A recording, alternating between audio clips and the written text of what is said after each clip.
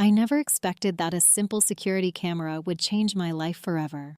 When I discovered my neighbor's device pointed directly at my bedroom window, I was angry, then afraid. But nothing could have prepared me for what I found when I hacked into the feed. The footage showed my bedroom, yes, but what was happening in it defied all logic and reason.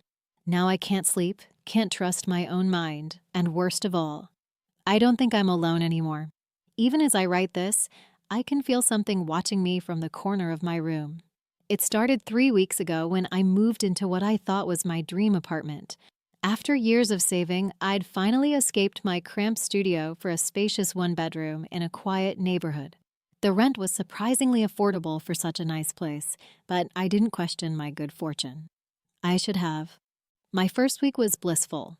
I arranged my furniture, hung my favorite art prints, and even splurged on new bedding. My bedroom had a large window that let in beautiful morning light. I remember thinking how perfect everything was as I stood there that first morning, coffee in hand, watching the sunrise. On day 8, while watering the potted plants on my small balcony, I noticed it, a small camera mounted under the eave of my neighbor's apartment, pointed directly at my building, specifically at my bedroom window.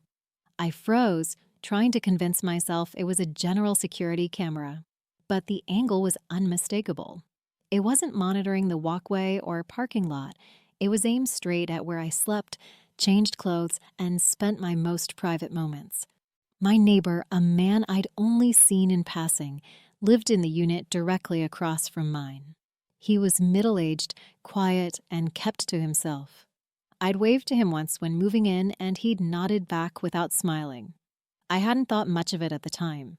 That evening, I knocked on his door, heart pounding. No answer. I tried again the next day. Still nothing, though I could hear movement inside. After 3 days of failed attempts to confront him, I left a note asking him to redirect his camera. The next morning, the note was gone, but the camera remained fixed on my window. I called the property manager, who promised to look into it but didn't sound particularly concerned. "Probably just a security measure," she said dismissively. "I'll send him an email." A week passed. The camera stayed put. I started keeping my blinds closed at all times, which darkened my beautiful apartment and made it feel like a cave. Sleep became difficult. Every time I heard a noise in the hall, I wondered if it was him. Was he watching me right now? Had he recorded me? What was he doing with the footage? My friend Mia suggested calling the police, but what would I say? There was no explicit law against pointing a camera at an exterior window, the officer explained when I finally did call.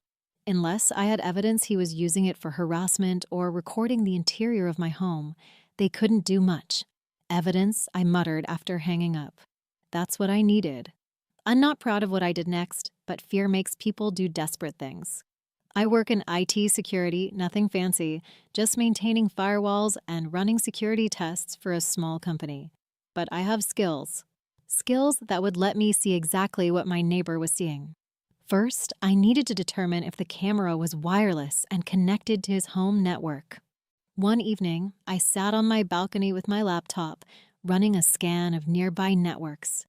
I found his easily JD network, and it had minimal security. Amateur. Breaking into his network took less than an hour. From there, finding the camera feed was simple. It was labeled window_watch in his system. My hands trembled as I clicked on it. The feed loaded, and I felt sick. There was my bedroom window, blinds drawn. The camera had night vision capabilities, showing a green-tinted view of my closed blinds. I watched for a while, confirming my worst fears. This was definitely targeted surveillance. But then something strange happened. At exactly 2:17 a.m., the feed changed. Instead of showing my closed blinds, it showed my bedroom from the inside, as if the camera had somehow moved through the wall. I was asleep in my bed, the covers pulled up to my chin. I nearly fell out of my chair. This was impossible. He couldn't have cameras inside my apartment. I'd checked thoroughly after discovering the external one. Besides, this angle wasn't from any corner of my room. It was as if someone were standing at the foot of my bed, Looking down at me, I watched, horrified, as the view zoomed in on my sleeping face. Then, most disturbing of all, I saw my eyes open on the feed, but they weren't my eyes. They were entirely black, like empty sockets. My mouth opened in a silent scream. The feed cut off at exactly 3:33 a.m., returning to the normal view of my closed blinds. I sat in stunned silence, trying to process what I'd seen. Was this some kind of sick joke? Had he edited footage to scare me? But how would he have gotten video from inside my apartment in the first place? That night, I didn't sleep. I set up my own camera in my bedroom, pointing it at my bed. I needed to know if what I'd seen was real or some elaborate hoax. The next night, I accessed his feed again. The same thing happened. At 2:17 a.m., the view shifted to inside my bedroom. Me, sleeping. The close-up. The black eyes. The silent scream. Cut off at 3:33 a.m. When I checked my own camera's footage the next morning, it showed me sleeping peacefully all night. No black eyes. No silent scream. Nothing unusual at all. For a week, I watched both feeds. His always showed the same disturbing scene at the same exact times. Mine showed nothing but normal sleep. I began to wonder if I was losing my mind. Then, on the 8th night, something changed. In his feed, when I opened my eyes, those horrible black voids, I looked directly at the camera. I smiled, revealing teeth that were too sharp, too numerous. I sat up. I pointed at the camera. And then I spoke. "We see you watching," the thing that looked like me said in a voice that was almost mine, but distorted, like it was speaking through water. "We've been watching you for a long time. Longer than you know." I slammed my laptop shut, pulse racing, sweat drenching my shirt. This couldn't be happening. It had to be an elaborate prank. My neighbor must have somehow created this to terrorize me.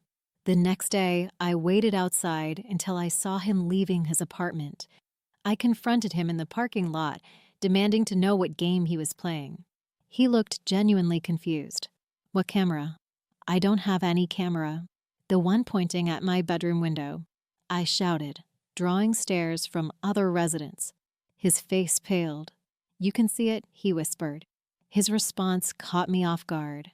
"Of course I can see it. Everyone can see it." He grabbed my arm with surprising strength. "Listen to me carefully. I moved in 3 months ago because the rent was too good to be true. 2 weeks later, I noticed the camera pointed at my bedroom window. From your apartment." I pulled away from him. "What are you talking about?" "There's no camera on my balcony." "Come with me," he said.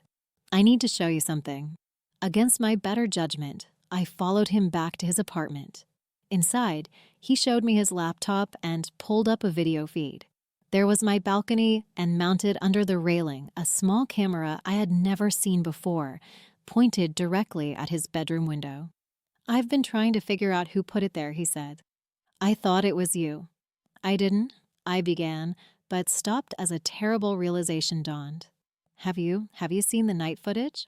His face went even paler. "You've seen it too?" "The thing that looks like me but isn't me." We compared notes. He'd been seeing the same impossible footage of you inside his bedroom at night, his sleeping form, the black eyes, the silent scream. Exactly at 2:17 a.m., cutting off at 3:33 a.m. "Last night," I said hesitantly, "did it speak to you?" He nodded slowly. It said, "We've been waiting for you both to find each other. Now we can begin." We spent hours checking both our apartments. We found 3 more hidden cameras neither of us had installed, one in his kitchen, one in my bathroom, and one in the hallway between our units.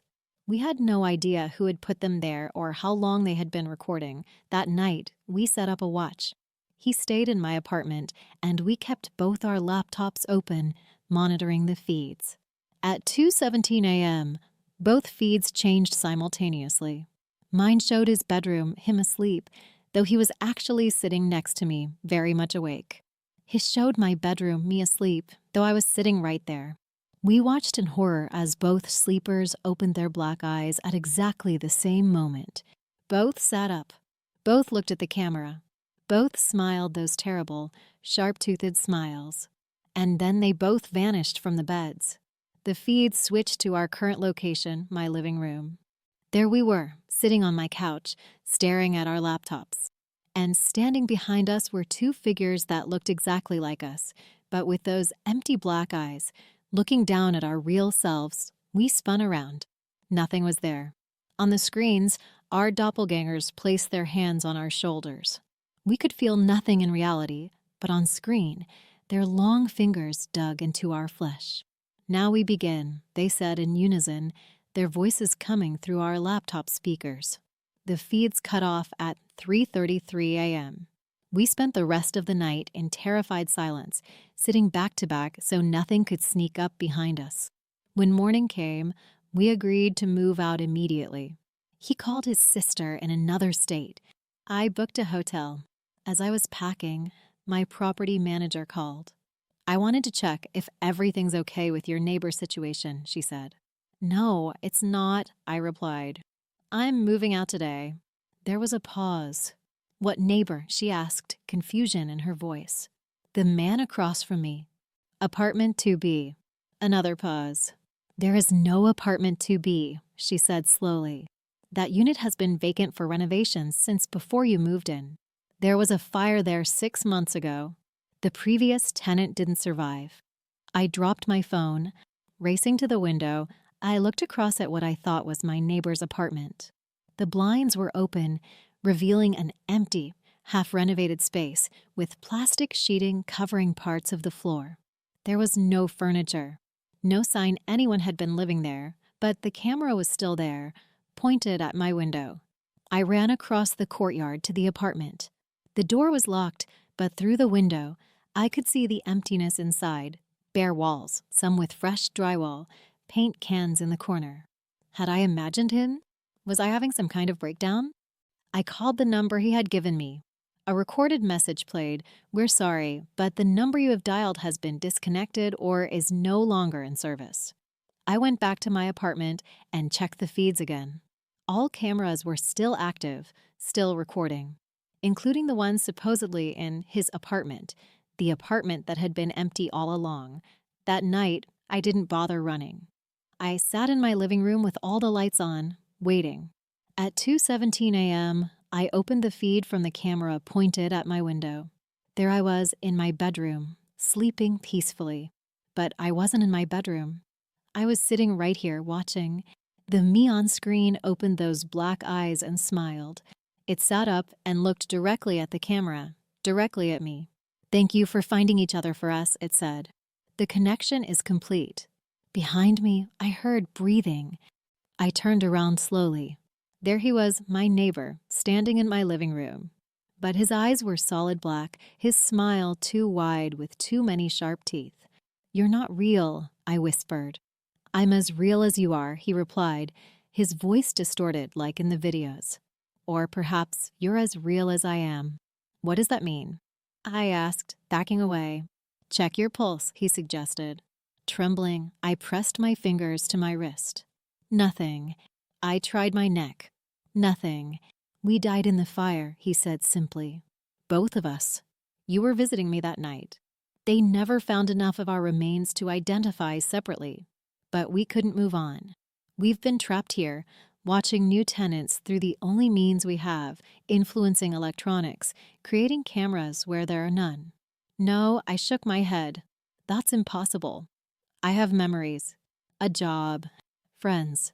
Do you? Try calling anyone right now. See if they answer." I picked up my phone with shaking hands and dialed Mia's number.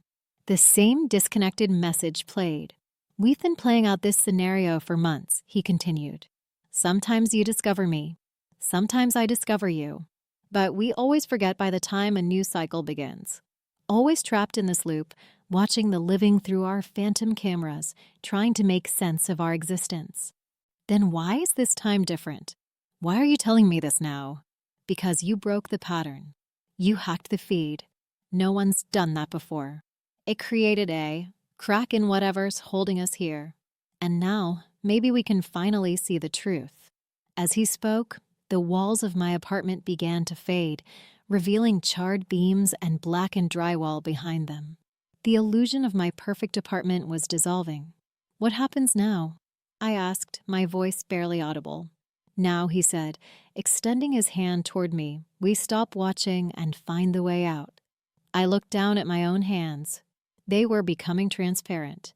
Beyond them, I could see the real apartment, the burnt shell that had been hidden behind my mind's projection. I took his hand. It felt solid, the only real thing in a world of illusions. "There's one more thing you should know," he said as the last of my fabricated reality faded away. We weren't alone in the fire. From the shadows of the burned apartment, other figures began to emerge, transparent like us, with the same black eyes. Former tenants, visitors, all trapped, all watching. "They've been waiting for us to see them," he explained. "To remember. So we can all find the way out together." As I write this, my final attempt to make sense of what happened to me, I'm no longer sure where this message will go or who will read it. Perhaps it will slip through the same crack in reality that finally allowed me to see the truth. If you live in an apartment and notice a camera watching you, ask yourself, is it really there? Or are you seeing something beyond the veil between worlds? And if you find yourself in a place that seems too perfect, too affordable, check the history of the building. Some of us are still watching, still trapped, still trying to find our way home. And sometimes the only way to move on is to be seen,